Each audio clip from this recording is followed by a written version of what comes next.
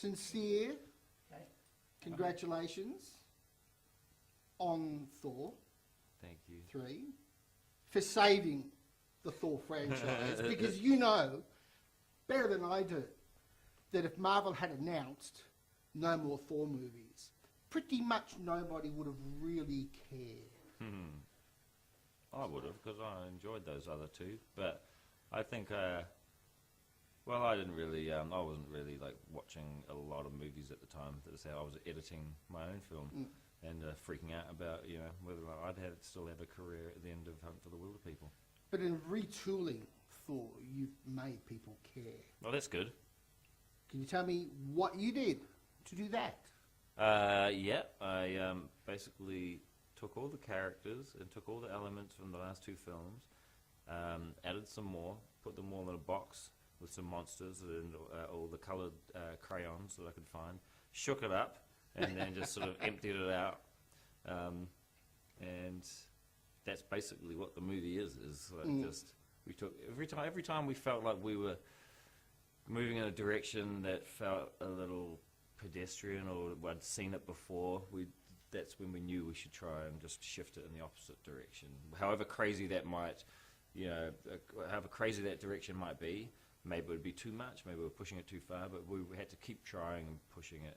And the operative word is Ragnarok, you know, we kept reminding ourselves, it's the end of the old world and the beginning of the new, and, you know, so it's the end of the old Thor movies and the beginning of the new Thor movies. I'm going to be frank here, because the first films in each of the sub-franchises, if you like, have all been really good films. The second ones have not been so good, and they've actually been, I think they are really good examples of blanding out. Blockbusters are bland out.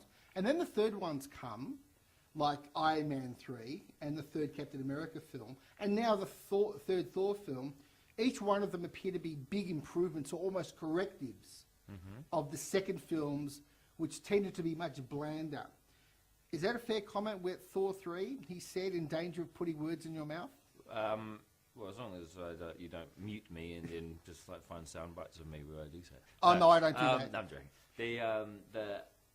Yeah, for me it was really about, like, you know, I'll be honest, I didn't really watch those other films too often. I didn't want to think about getting influenced by them. I just wanted to, in a way, to justify to myself why I was here. I had to almost ignore that those films existed. In fact, ignore all of the other films in the MCU and just pretend that this was just another one of my indie films, and just, you know, concentrate on it as almost like a standalone film. And anytime it references previous Thor films, it's literally just what I remembered from those films, like like Loki's death, which is a really memorable moment and stuff like that. And so I thought, oh, if I was Loki, I'd want to write a play and celebrate my life. And so the little references to those things that I remembered from seeing the other films, but that was really it. You know, I didn't really think about those films at all. What makes the director of sweet, beautiful little films like Boy and Wildebeest want to aggressively pitch for a tentpole franchise Hollywood studio movie? Well, definitely not aggressively, because I'm a New Zealander, so it's just like, it's more like, oh yeah, I guess I'll do it. That's now come on, you beat other directors to get this job. Reluctantly, I'd say, what makes a director from New Zealand reluctantly pitch on that? No, I wanted to do something like I felt when I was editing Wilderpeople that I thought, this is a good movie, but it was too easy. It was, like I wrote it really fast, I shot it really fast, we had no problems, and as I was editing it, I knew exactly what I wanted to do, and I thought, oh, this is a good film. It was too easy to do it, and I don't want to feel like, oh, I'm just making an episode of a TV show, or just, I wanted to shake it up and get something that would, like, make me feel uncomfortable and make me feel nervous again. I just love the idea of, going from something like Wilderpeople to a huge challenge, which would be not only working on, like the third film in a franchise, but also working with a studio, working with, like a lot of these big actors, coming into a third film where, everything's established. you know, and how do you make it yours? How do you take ownership of that and make it feel unique and original? All those questions, you know, come into it. And when I felt like I probably wasn't the right person for the job, that's when I knew that I should do it. Is it as big a step, as big a leap as it looks, or is that largely an illusion created by blue screen? Making these small independent films and then going with this. It's an illusion. It's you know, I've done a lot of commercials which have been just as big as this film, albeit only for 2 days. And then but it's so the biggest difference for me is the length of time. Is the shoot. You know, this was 85 days. My films are, you know, were between 25 and 40, and this was a huge taxing experience on your energy. And you know, you know, by day 70, you're still trying to be creative and, like, you know, keep the motivation up and keep the energy up. And luckily, we had a great vibe on set. We were always like laughing and, you know, and playing music, and like the energy was really good. But that was one of the hardest and most difficult. That was the biggest difference I found. Was that. Now, you've worked very hard to make the film funny, and those comedy beats do work. But it's not a comedy film. It's a superhero film with jokes in it. Can you just tell me about the limits that you had to put on the humour, the lines that you knew you couldn't cross over, and how you use humour to make a film like this work? There were no lines. Like, it was never pitched as a comedy, either from them to me or me to them. It just, you know, we wanted to make a film that had a certain tone, that, you know, that felt fun and adventurous, but was, you know, like, you know, had great action, and it had some levity when we needed it, and then, you know, and then if you look at my other films, apart from What We Do in the Shadows, which is a comedy, the other films aren't comedies. They're love stories, or they're stories of you know, manhunt stories, or stories about child neglect, with jokes and with a certain kind of tone that balances out, where you can't. I wouldn't say this is a comedy, but I'd definitely say, as you said before, a superhero movie with a lot of jokes. But there must be limits on the kind of humour that you can deploy in a film like this. I imagine, for instance, that while you can have fun with the character, I don't know if there are limits, because you're not allowed to make fun of the character. I'm still so surprised that they let a lot of the stuff in this movie, that they were like, yeah, you put more of that in. Yeah, for instance, my character, you know, what happens at the end of the film, now I won't spoil it, but, you know, just like in a moment that's supposed to have so much weight, and it's, you know, in any other film, you know, just be cutting away to people crying, and, you know, and like it's a big dramatic scene, but just to undercut that entire moment, you know, with such a kind of ridiculous thing, shows that they're willing to go in new directions all the time, and yeah, they were willing to give me a chance to put this really kind of strange type of humour in a really big popular film. To what extent are you involved in all the design work and all the effects work? Do you basically leave that to the teams of people, the armies of people who are devoted to that, or are you across all the details? Are you across all the alien graffiti and about what a futuristic junkyard looks like? Yeah, a mix. I'm right in the middle there. So those are the two ends of the experience, and I'm right in the middle, where I'll help design a lot of things, and then, you know, like the kind of broad strokes, and then leave it to them to design, you know, the beer cans and stuff, and, you know, so that's how I've always worked, you know. But I can't just leave things to other people. Right. So you're not like George Lucas, or James Cameron, who's across every single. Yeah, with James Cameron and those guys who every square pixel. Who personally design every bolt on the spaceships and stuff like that. No, I admire that dedication, because like you can see it in the films, and it's got like an authenticity to it, and this sort of unique feel when you see those films. You're like, oh yeah, this all comes from the mind of someone who wants those details, perfect. I'm personally just freaking out about like whether I'm going to get enough time to work with the actors, or get enough takes to improvise or to come up with jokes and things like that. So I concentrate on that stuff around the performance and the characters and the tone, and I have to believe in the talents of the design crews, and especially even with costumes, and they do an amazing job as well. We had a lot. We were lucky though. We had a helping hand in a lot of the art of Jack Kirby. So we were basically lifting a lot of cool designs and applying them to our stuff. And Talish is dreaming. Yeah, you put that line in there deliberately. Yeah. For Antipodean audiences. Yeah.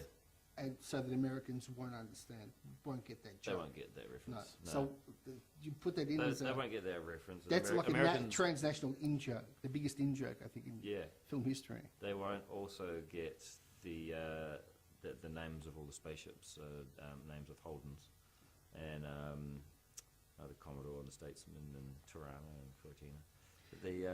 What else they won't get? They won't get the Commodore is purposefully painted in the colours of the Aboriginal flag.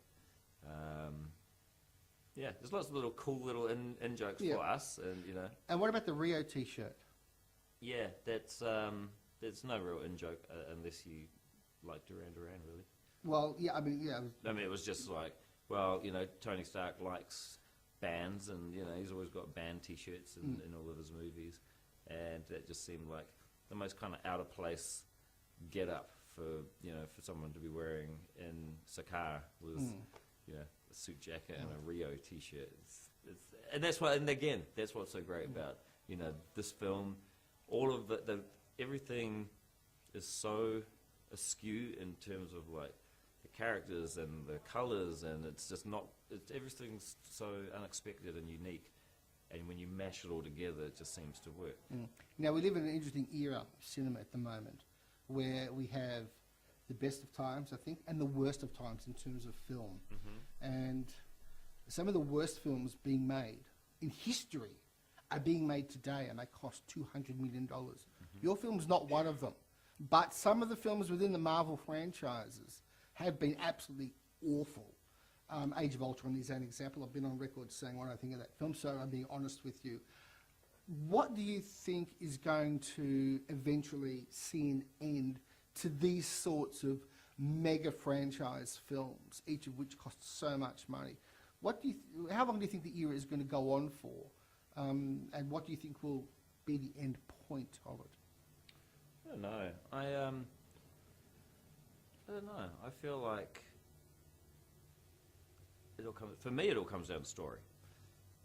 This story is ostensibly just an indie film about a guy trying to get home, and because there's a burglar in his house, and along the way he's got his ratbag brother with him, and they're trying to get on. He's looking after this bipolar guy who's always flipping out and getting angry and breaking everything, and he meets this cool girl it's like After Hours in space, and so if you can just squeeze it all down to something that understand and that audiences can latch onto and relate to.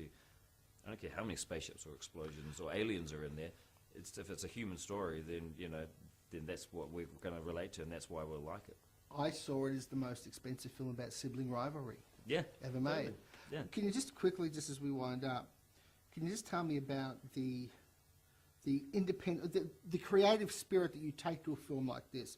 Appears to be still an indie aesthetic that you brought to it, and also the issue of, as an artist, pushing yourself outside your comfort zone. These two things seem to be combined in the way that you worked on this movie.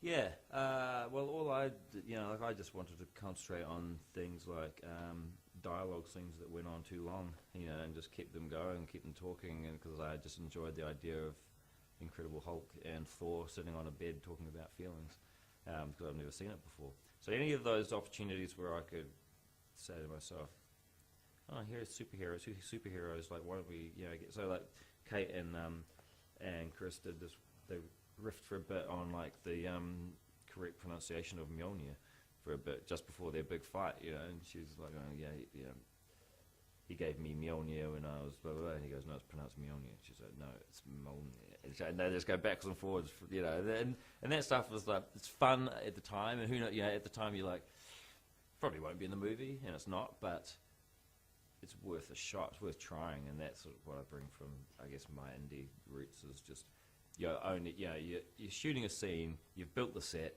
you're there, don't just stick to what's on the page, because, you know, you're never coming back there. It's your one opportunity to get more stuff that may be better. Because I always think the script's a guide, and there's always something better floating around, you just, you know, in the moment. Now, presuming that you want to do other Hollywood films? Yeah. Yeah.